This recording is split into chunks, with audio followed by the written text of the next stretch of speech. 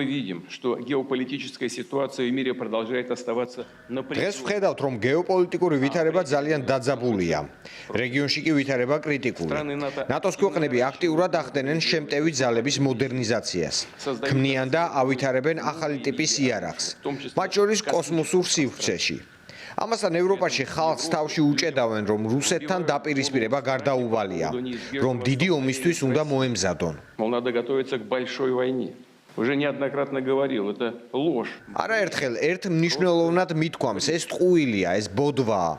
უბრალოდ ბოდვაა, რომ რუსეთი რამე საფრთხეს უქმნის ევროპულ ქვეყნებს, თუმცა ეს ყველაფერი სრულად გაცნობიერებულად კეთდება.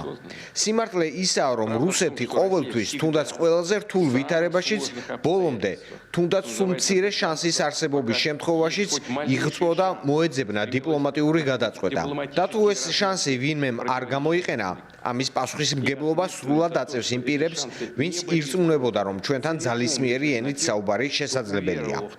Что с нами можно говорить языком силы. Цели специальной военной операции, безусловно, будут. სპეციალური სამხედრო ოპერაციის მიზნები უპირობოდ მიიღწევა.